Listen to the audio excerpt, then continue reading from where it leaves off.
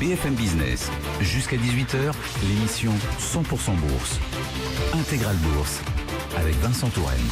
Allez, on va parler technologie du futur avec notre invitée Alice Labouze. Bonjour. Bonjour Vincent. Vous êtes présidente de Trecento AM. On va faire un zoom avec vous sur les véhicules autonomes. Alors on en parle beaucoup, on parle surtout de la voiture autonome en fait, mais on voit qu'il y a d'autres moyens de transport qui tendent vers l'autonome. On parle notamment de poids lourds avec Tesla. Déjà, est-ce qu'on a une idée de ce que ça représente, ce marché du véhicule autonome en volume, en poids? En volume. En fait, en tout cas, Goldman Sachs estime que ce sera un marché qui fera 220 milliards de dollars d'ici 2030, ce qui est assez important. Et effectivement, c'est un marché dont on commence à voir les applicatifs, mais en réalité, on n'estime pas forcément l'intégralité des segments du transport qui pourraient être impactés et tout l'écosystème qui va devoir mûrir, se développer et trouver des solutions adaptées. Donc, le transport autonome, de manière très clair. Bon, depuis les années 70, en fait, on en parle et on rêve du transport autonome. Et puis, il y a Google qui a annoncé en 2009 qu'ils allaient lancer pour 2020, enfin, qu'il y aurait la première voiture Google Car véritablement mise sur le marché. Là, je voyais en novembre, une des filiales de Google a annoncé un premier test sur un parc de taxis autonomes à Phoenix, en Arizona. Donc, c'est une grande première. Et c'est vrai que se posent à peu près toutes les questions autour de ce transport autonome, en tout cas de la voiture autonome. C'est première question, l'environnement, l'urbanisme, comment est-ce que ceci va être mis en musique, va s'adapter concrètement. Deuxième question, la question des assurances. À peu près 40% des assurances dans le monde sont liées aux véhicules. Qui va être assuré? Est-ce que c'est le propriétaire de la voiture? Est-ce que c'est le constructeur? Ensuite, il y a toutes les questions aussi de l'acceptation de la part des individus de se faire conduire par une machine et par un robot. C'est vrai qu'on estime qu'à peu près 50% des individus ne sont pas à l'aise avec l'idée de se faire véhiculer ou conduire par un robot. Néanmoins, on sait que ça répond à un vrai enjeu, ne serait-ce que de sécurité. À peu près 90% des accidents de véhicules sont liés à des erreurs humaines.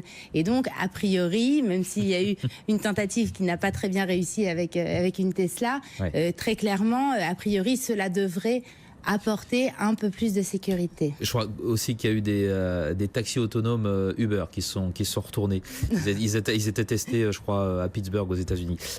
Dans quelques années, donc, on verra quoi? On verra des espèces de flottes captives comme ça. D'ailleurs, Tesla nous en a donné un avant-goût avec des images de synthèse, bien entendu, de son poids lourd électrique qui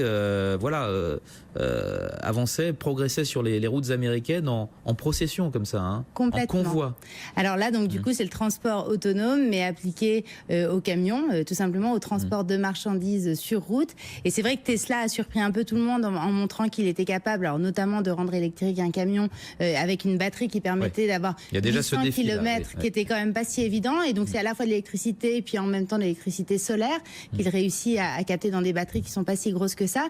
Mais c'est vrai qu'un des grands enjeux, c'est évidemment de réussir à rendre autonomes ces véhicules, ou au moins partiellement autonomes, pour que les conducteurs puissent aussi se reposer, puisque les temps de trajet sont très longs, et avoir des moments de repos sans que ça gâche la productivité des employeurs, ça peut être considéré comme quelque chose de favorable. Donc oui, on travaille évidemment sur donc les voitures autonomes, les camions autonomes, mais bien entendu aussi, ça peut s'appliquer à tous les modes de transport. Donc on se pose la question aussi, par exemple, de l'avion. Vous savez qu'aujourd'hui, presque 90% des moments, quand vous êtes en vol, mais ça, on le sait pas. 90% viennent de pilote, de l'autopilote pur. C'est impressionnant comme pourcentage, comme proportion. Et on sait aussi, les études montrent aussi que 70% des accidents d'avion sont des erreurs humaines, et 15% de ces accidents d'avion, c'est en général de la fatigue de l'équipage.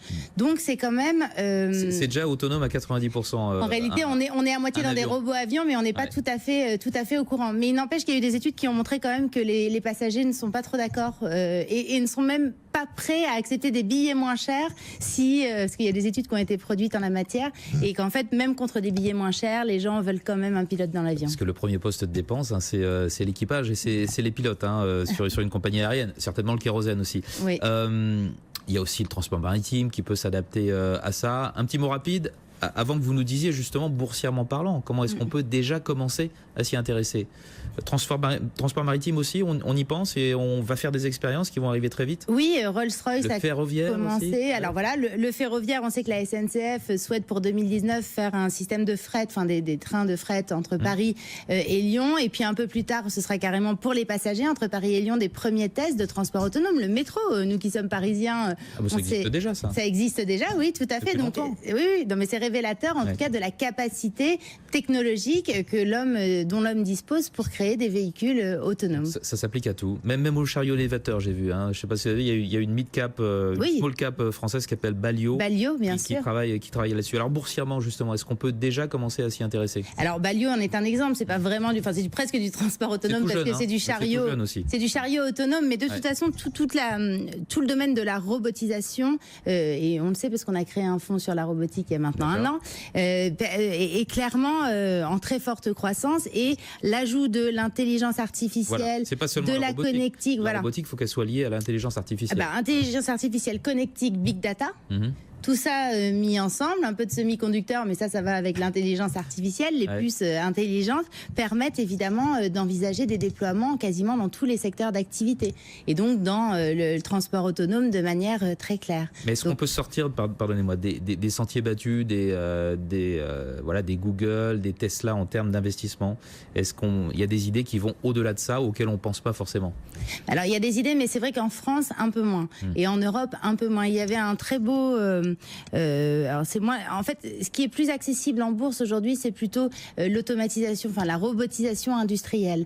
Mais si vous voulez, en mode transport autonome pur, il y avait un Israélien qui a été racheté malheureusement, mais Tesla est une bonne idée. Tesla est une bonne idée et on peut vraiment faire une stratégie à partir de cette thématique. C'est suffisamment large. Tout à fait. La robotique, l'intelligence artificielle et les véhicules autonomes. Ou aller voir des spécialistes.